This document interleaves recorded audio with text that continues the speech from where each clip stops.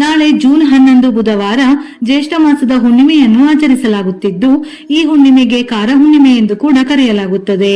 ಲಕ್ಷ್ಮೀ ದೇವಿಗೆ ಪ್ರಿಯವಾದ ದಿನಗಳಲ್ಲಿ ಹುಣ್ಣಿಮೆ ತಿಥಿಯು ಒಂದು. ಈ ದಿನ ಅತ್ಯಂತ ವಿಶೇಷವಾಗಿ ಲಕ್ಷ್ಮೀ ದೇವಿಗೆ ಪೂಜೆಯನ್ನು ಮಾಡಲಾಗುತ್ತದೆ. ಸಾಮಾನ್ಯ ದಿನಗಳಲ್ಲಿ ಮಾಡುವ ಪೂಜೆ ಪುನಸ್ಕಾರಕ್ಕಿಂತ ಹುಣ್ಣಿಮೆ ಅಮಾವಾಸ್ಯೆಯಲ್ಲಿ ಮಾಡುವ ಲಕ್ಷ್ಮೀ ಪೂಜೆಗೆ ಅತ್ಯಂತ ಶಕ್ತಿ ಇರುತ್ತದೆ. ಹಾಗಾಗಿ ಈ ದಿನ ಮಾಡಿದ ಪೂಜೆಗಳು ಆ ದೇವಿಗೆ ಚೆನ್ನಾಗಿ ತಲುಪುತ್ತವೆ. ಶಾಸ್ತ್ರಗಳ ಪ್ರಕಾರ ಹುಣ್ಣಿಮೆಯಂದು ಸಂಜೆ ಸಂಧ್ಯಾ ಸಮಯದಲ್ಲಿ ಲಕ್ಷ್ಮೀ ದೇವಿ ಭೂಲೋಕದಲ್ಲಿ ಸಂಚರಿಸುತ್ತಾಳಂತೆ. ಹಾಗಾಗಿ ನಾಳೆಯ ದಿನ ತಪ್ಪದೆ ಶ್ರದ್ಧಾ ಭಕ್ತಿಯಿಂದ ಲಕ್ಷ್ಮೀ ದೇವಿಯನ್ನು ಪೂಜಿಸಿದರೆ, ಸಣ್ಣ ಪುಟ್ಟ ಪರಿಹಾರಗಳನ್ನು ಮಾಡಿದರೆ ಖಂಡಿತ ಫಲ ಪ್ರಾಪ್ತಿಯಾಗುತ್ತದೆ. ದೊಡ್ಡ ದೊಡ್ಡ ಋಷಿ ಮುನಿ ಯೋಗಿಗಳೆಲ್ಲರೂ ಈ ಹುಣ್ಣಿಮೆ ಮತ್ತು ಅಮಾವಾಸ್ಯೆ ತಿಥಿಗಳಿಗಾಗಿ ಎದುರು ನೋಡುತ್ತಿರುತ್ತಾರೆ. ಏಕೆಂದರೆ ಈ ದಿನಗಳಲ್ಲಿ ಶಕ್ತಿಗಳು ಹೆಚ್ಚಾಗಿರುತ್ತವೆ.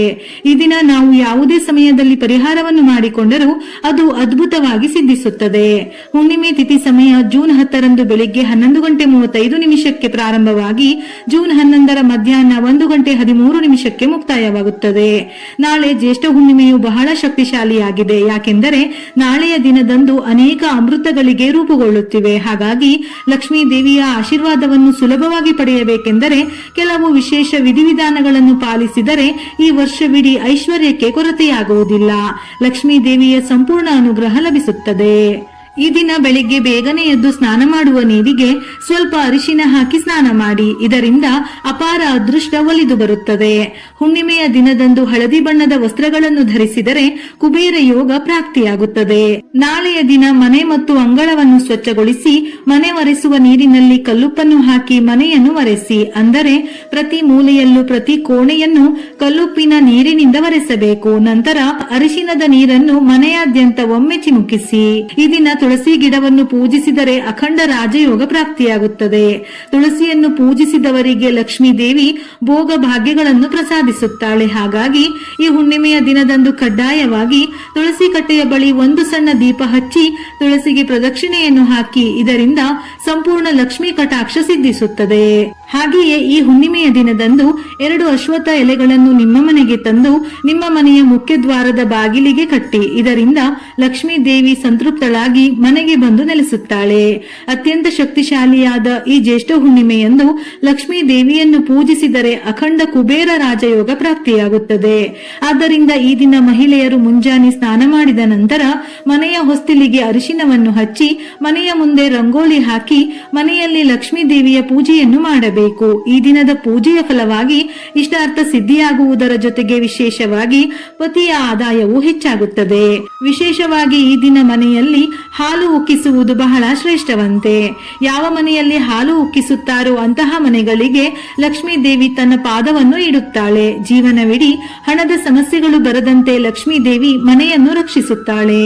ನಂತರ ಈ ಹಾಲಿನಿಂದ ಪರಮಾನ್ನವನ್ನು ತಯಾರಿಸಿ ಲಕ್ಷ್ಮೀ ದೇವಿಗೆ ನೈವೇದ್ಯವಾಗಿ ಅರ್ಪಿಸಿ. ಇಲ್ಲವೆಂದರೆ 2 ಬಾಳೆಹಣ್ಣುಗಳನ್ನು ಸಹ ನೈವೇದ್ಯವಾಗಿ ಅರ್ಪಿಸಬಹುದು. ನಂತರ ಪೂಜೆಯ ಸಮಯದಲ್ಲಿ ಲಕ್ಷ್ಮೀ ದೇವಿಗೆ ನಮಸ್ಕರಿಸಿ 1 ತೆಂಗಿನಕಾಯಿಯನ್ನು ಒಡೆಯಬೇಕು. ಇದರಿಂದ ಲಕ್ಷ್ಮಿಯ ಅನುಗ್ರಹ ದೊರೆಯುತ್ತದೆ.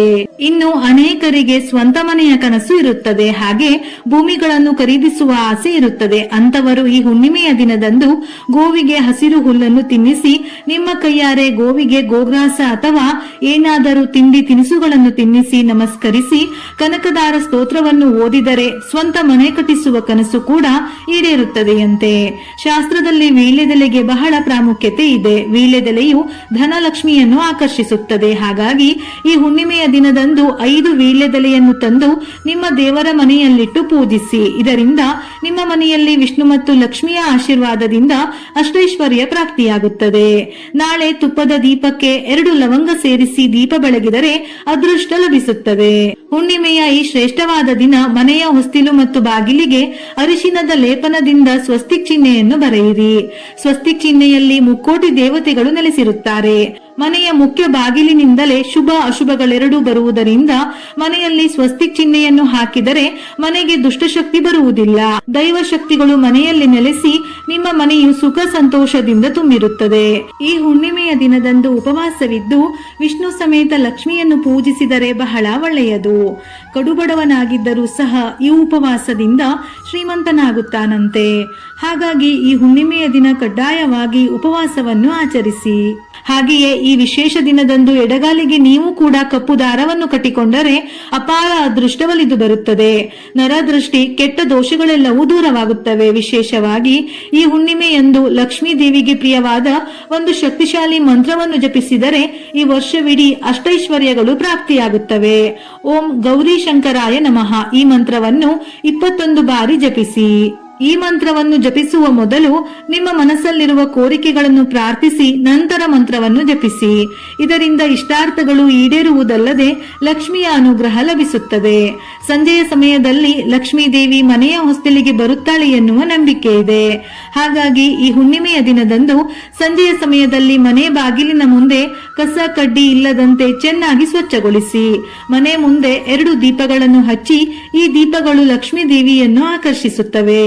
ಅಶ್ವತ್ಥ ವೃಕ್ಷಕ್ಕೆ ಹಾಲು ಹಾಕಿ ಒಂದು ತುಪ್ಪದ ದೀಪವನ್ನು ಹಚ್ಚಿದರೆ ಸಾಲದ ಬಾಧೆಗಳೆಲ್ಲವೂ ಕೂಡಲೇ ದೂರವಾಗುತ್ತವೆ.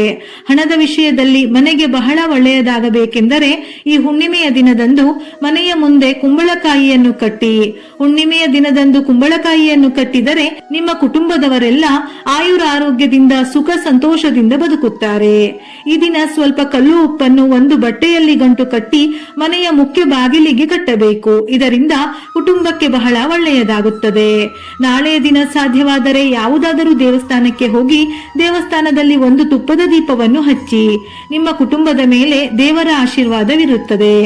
ಅತಿಯಾದ ಹಣದ ಸಮಸ್ಯೆಗಳಿಂದ ಬಳಲುತ್ತಿರುವವರು ಒಂದು ದಾರಕ್ಕೆ 11 ಏಲಕ್ಕಿಗಳನ್ನು ಪುಣಿಸಿ ಏಲಕ್ಕಿ ಮಾಲೆಯನ್ನು ತಯಾರಿಸಿ ನಿಮ್ಮ ದೇವರ ಮನೆಯಲ್ಲಿರುವ ಲಕ್ಷ್ಮೀ ದೇವಿಯ ಫೋಟೋಕ್ಕೆ ಆ ಮಾಲೆಯನ್ನು ಹಾಕಿ ಲಕ್ಷ್ಮೀ ದೇವಿಗೆ ತುಪ್ಪದ ದೀಪವನ್ನು ಹಚ್ಚಿ ನಮಸ್ಕರಿಸಿ. ನಂತರ ನೀವು ಮುಟ್ಟಿದ್ದೆಲ್ಲ ಚಿನ್ನವಾಗುತ್ತದೆ. ಈ ವರ್ಷವಿಡೀ ಆರ್ಥಿಕ ಸಮಸ್ಯೆಗಳಿಲ್ಲದೆ ಲಕ್ಷ್ಮೀ ಕಟಾಕ್ಷ ಸುಲಭವಾಗಿ ಲಭಿಸುತ್ತದೆ. ಹುಣ್ಣಿಮೆಯ ದಿನದಂದು ಚಂದ್ರನು ಬಹಳ ಪ್ರಕಾಶಮಾನವಾಗಿ ಕಾಣಿಸುತ್ತಾನೆ. ಚಂದ್ರನ ಕಿರಣಗಳಿಗೆ ಅತೀವ ಶಕ್ತಿ ಇರುತ್ತದೆ. ಹಾಗಾಗಿ ಈ ಹುಣ್ಣಿಮೆಯ ದಿನದಂದು ಚಂದ್ರನನ್ನು ನೋಡುತ್ತಾ ನಿಮ್ಮ ಮನಸ್ಸಿನಲ್ಲಿ ಏನಾದರೂ ಕೋರಿಕೆ ಇದ್ದರೆ ಕೇಳಿಕೊಳ್ಳಿ. ನೀವು ಕೇಳಿದ ಕೋರಿಕೆಗಳು, ಆಸೆಗಳೆಲ್ಲ ಖಂಡಿತವಾಗಿ ಈಡೇರುತ್ತದೆ. ಚಂದ್ರನ ಕಿರಣಗಳು ನಮ್ಮ ದೇಹದ ಮೇಲೆ ಬಿದ್ದರೆ ದೀರ್ಘಕಾಲದ ಅನಾರೋಗ್ಯ ಸಮಸ್ಯೆಗಳೆಲ್ಲವೂ ದೂರವಾಗಿ ಉತ್ತಮ ಆರೋಗ್ಯ ಲಭಿಸುತ್ತದೆ. ಈ ದಿನ ತಪ್ಪಿಯೂ ಉಪವಾಸ ಆಚರಿಸುವವರು ಮಾಂಸಾಹಾರ, ಈರುಳ್ಳಿ, ಬೆಳ್ಳುಳ್ಳಿ ಆಹಾರಗಳನ್ನು ಸೇವಿಸಬಾರದು. ಇನ್ನು ಈ ದಿನದಂದು ಕಡ್ಡಾಯವಾಗಿ ಗಂಡ ಹೆಂಡತಿ ಇಬ್ಬರು ಬ್ರಹ್ಮಚರ್ಯವನ್ನು ಪಾಲಿಸಬೇಕು. ಹಾಗೆಯೇ ಈ ಹುಣ್ಣಿಮೆಯಂದು ಗಡ್ಡ, ಕೂದಲು ಮತ್ತು ಉಗುರುಗಳನ್ನು ಕತ್ತರಿಸಬಾರದು. ಹುಣ್ಣಿಮೆಯ ದಿನದಂದು ವಿಷ್ಣು ಹಾಗೂ ಲಕ್ಷ್ಮೀ ದೇವಿಗೆ ಸಂಬಂಧಪಟ್ಟ ಮಂತ್ರ ಶ್ಲೋಕಗಳನ್ನು ಪಠಿಸಿದರೆ ಬಹಳ ಶ್ರೇಷ್ಠ.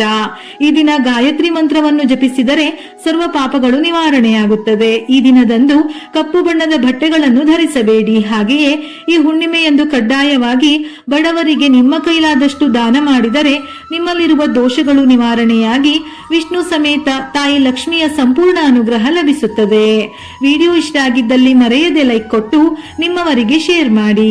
ಇದೇ ರೀತಿಯ ಮನಮುಟ್ಟುವ ಉಪಯುಕ್ತ ಮಾಹಿತಿಗಳಿಗಾಗಿ ಮತ್ತೆ ಭೇಟಿಯಾಗೋಣ.